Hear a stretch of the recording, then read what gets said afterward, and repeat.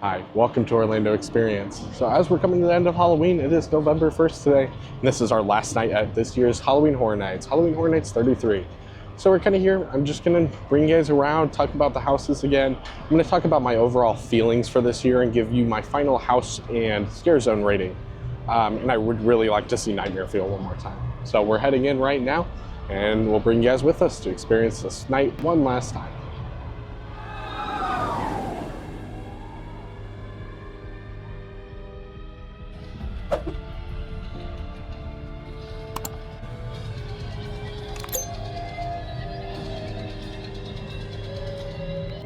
So I'm gonna go ahead and do almost what I always do. I'm just gonna head straight to the back of the park towards both Goblins and Monsters to get those in one more time, because right now the wait lines are gonna be like 5 or 10 minutes. And try to do those right now before everybody gets back there, and they're like an hour. I'm anticipating it being very busy tonight, so I'm anticipating a lot of really big lines. I mean, it's closing weekend. Last year wasn't too busy closing weekend. There's a couple days that were a little busier, but I know Sunday night was pretty slow. I think a lot of people are almost Halloweened out by this time of year. So I'll meet you back there by Goblins and Monsters. Lines have shot up a little bit. We got 15 for Goblins, 20 for Monsters. I think we're gonna hop in Goblins first. And then we'll just wait whatever it is for Monsters, just get these out because they're kind of in the back over here. A little bit harder to get to later tonight.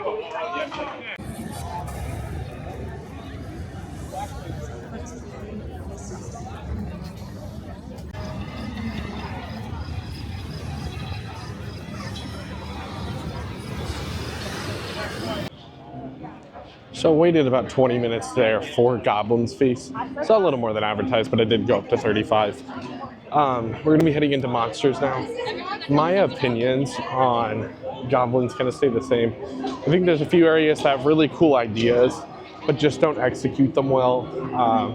I also think they should have full dived into the fantasy a little bit more, and they seem to keep it very light. Like, there's a lot of areas that seem really cool, like the giant troll getting into the trunk, but it's just like a looking screen above you, and it's hard to even see. A lot of cool ideas in there, just not executed super well. But we're heading into our second house of the night in just a minute. Monsters Eternal Bloodlines.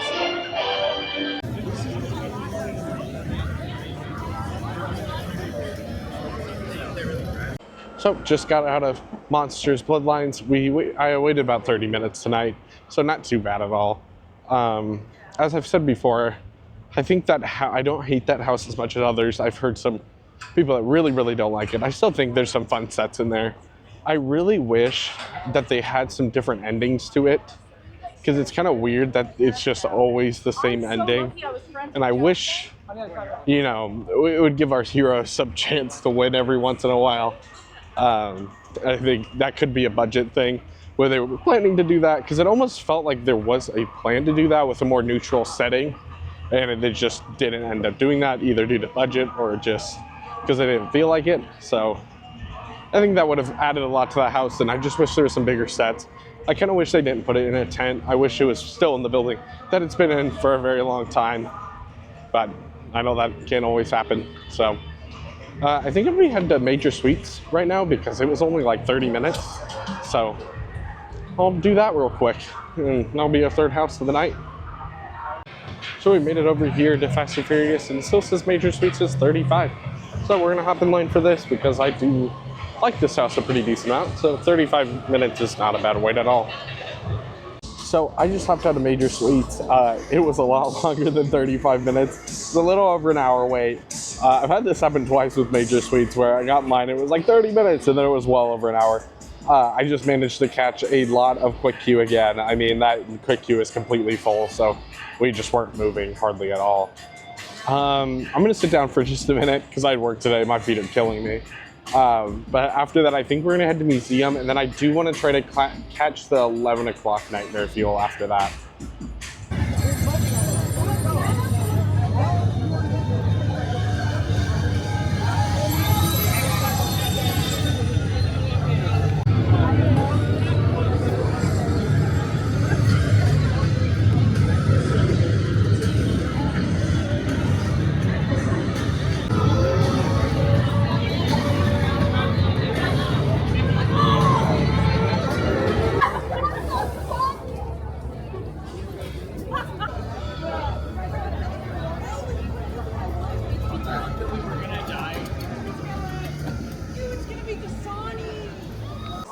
So I got over here, and it is 40 minutes right now. That will make me cut it pretty close to making the 11 o'clock show. Not like it's like 9:40, but you got to be in line really early. So I figured we would just walk around a little bit and talk about this year's Horror Nights, because I just want to share my thoughts about it. So I have a lot of ups and downs with this year's Halloween Horror Nights. There's some things I really like about it. There's a few houses I think this year that are really good. I really like Major Suites. I think Slaughter Cinema is fantastic. And I actually think the IP houses shine really well this year. I love Quiet Place. I think it's actually a very scary house, but also just a super unique and fun house because of how quiet it is in there. And then you got like Insidious, that's just super, super scary. And I think that makes it really, really fun if you like that sort of thing. But there's a few downsides this year for me. And that being is some of the houses also. I just think some of them are just not great. I think Triplets is legitimately probably one of my least favorite houses I've ever done. I know that's not a complete consensus, and I know a lot of people like different things at Horror Nights, but I really don't like Triplets. I think it's just a boring concept with boring execution and just not a whole lot going on in the house other than just the people be killing. That's all I can feel about it. I mean, it's just, every time I've done it so far, it's just been for me. It's just been a very meh house. One thing I have liked this year, another up, is the food, and I'm actually walking past the snack bar over here for Slaughter Cinema. I think the food this year has been excellent. I think Horror Nights food is hit and miss a lot of times because sometimes they try to be a little too unique, I would say, but I think this year they really hit the mark with a lot of items, especially a lot of the treat items I really like. And honestly, the biggest thing that I think is the biggest miss this year is the scare zones. I don't think they're all horrible. I actually decently like Torture Fair, but I just feel like they just don't have a good feel to a lot of them. I just think they're just kind of boring. I mean, I'm sure, again, a lot of work probably went into designing them and stuff, but it's clear that if a budget was very cut this year, it was the scare zones, and especially the front one. I think that is my biggest gripe of the year, is that front scare zone, I would never call a scare zone. I just don't think a few chainsaw people is enough to call a scare zone. There's no props other than the entryway that's always there. And then sometimes you can catch the icons out there, but that's like beginning of the night or very end of the night. So it's not a very active thing, and I just think that's such a miss. It's the beginning of your night. That's what you play off of everything. That's your first horror experience, especially if you're not normal to going here, like you don't come here every year. That's the first time you go through a scare zone and it's like nothing. It's really disappointing. So we're hopping in line for Nightmare Fuel now. I do want to see it one more time. We'll talk a little bit more about it in just a second after I get out of the show. I'm glad I got here early. I mean, we're about a little more than 30 minutes to showtime, and it is very, very full already in here.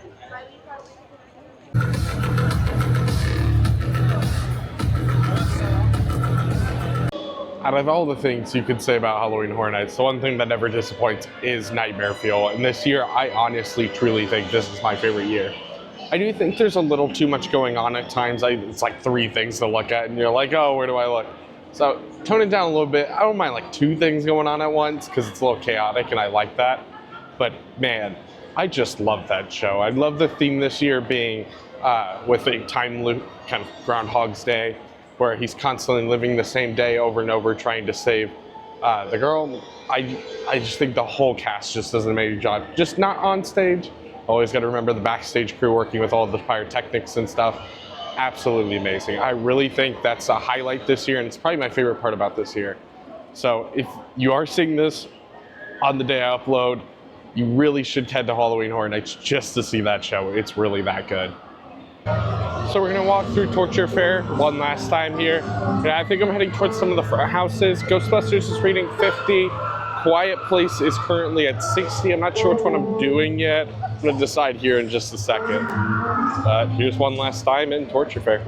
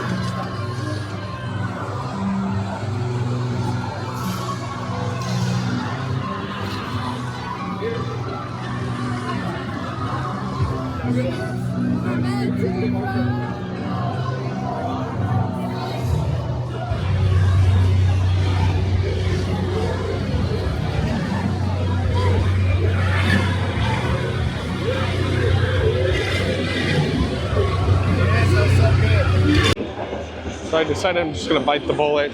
Quiet Place is still at 60 minutes right now. Usually I wouldn't get this long of a line, but it's my favorite house this year, and it might be more than an hour, but I figured we'd at least do it once tonight. So I actually didn't wait too bad there. Only waited about 45 minutes, and that's not bad at all, considering it was underestimated. I always love when that happens. I will say, again, this is my favorite house this year. Quiet Place, I think, is actually an amazing house. And it's the one house that I think this year I'll look back on and be like, man, that's what I miss about that year, is A Quiet Place. I think the animatronics in there look great. The puppets look great. All the actors are doing great. I mean, it's such a fun set to a house, and that beginning tunnel, man, with the head that pops through the wall scares me every single time. I always run through that tunnel hutch down because it gets me so bad. I really think that house is worth coming this year. I mean, I just think it has so much going for it. I think it's just wonderful. We're gonna be heading into the tribute store right now because everything's 70% off, so I might get a couple things. So if you're coming in the next couple days before you see this, 70% off everything. They normally do this at the end of Horror Nights. They did last year. So if there's anything you're unsure of at the end of or during Horror Nights and you're local, end of the year is definitely the time to come. And then I think after that we're gonna head through the last two scare zones, both Demon Queens and Swamp of the Undead, and then I think we'll be done for our last night here. So once again, I do say some things are 70% off. Not everything, like the Little Boot popcorn bucket, I think is discounted, but it's not quite 70%. You're gonna find a few things here and there that aren't, but for the most part, basically everything in here is 70% off. So I ended up making a few purchases. It wasn't too busy in there. I'm kind of glad they were almost limiting capacity, kind of only letting a few people in at a time. That was really nice because luckily people weren't going crazy, but I definitely would say as soon as the 70% started, people were going crazy. Also, if you didn't know, if you're seeing this before Horror Nights ends, they do have a lot of the merch up at the front, not in the park. So if you're an Out Pass holder, you don't go to HHN, but you still want some merch, and it's for super cheap, it's still at the front. So one last thing that we're gonna do quickly before we end off is go through our last two scare zones. That is Demon Queens first, and then we'll end off with Swamp of the Undead. And then after that, I think we're wrapping up for our final night here at Horror Nights.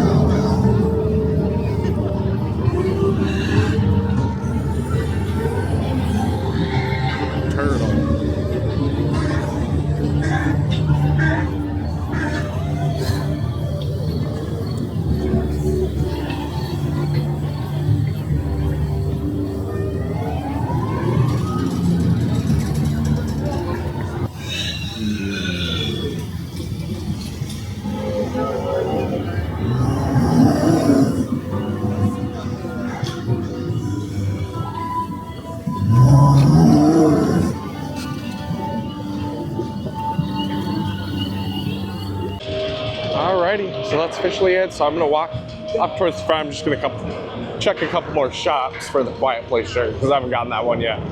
And then I'll meet you guys at the front to wrap up our final night here. I do like that they finally put in surreal and sinister here at the end of the night. A little too late, I think. They have been doing it, I think, for a couple weeks.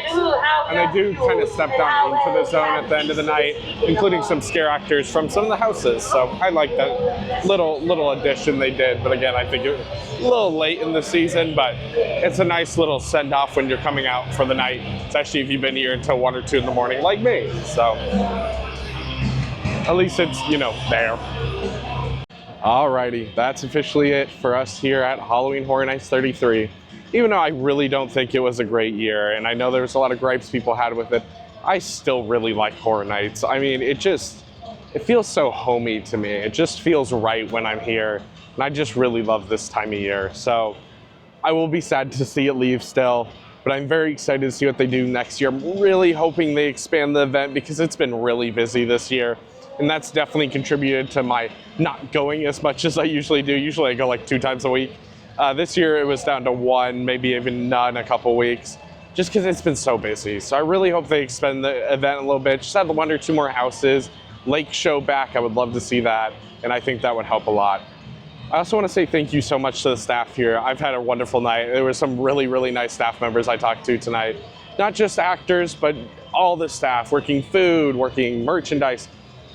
They are all staying here until like 3 o'clock in the morning to provide us this event, and I really appreciate that because I know it's not easy, especially if you're not a night person, to stay up this late. So thank you to all the staff making this all possible, and thank you for watching this. I hope I brought a little more joy into your day, and we'll see you guys next time with a lot of Christmas stuff.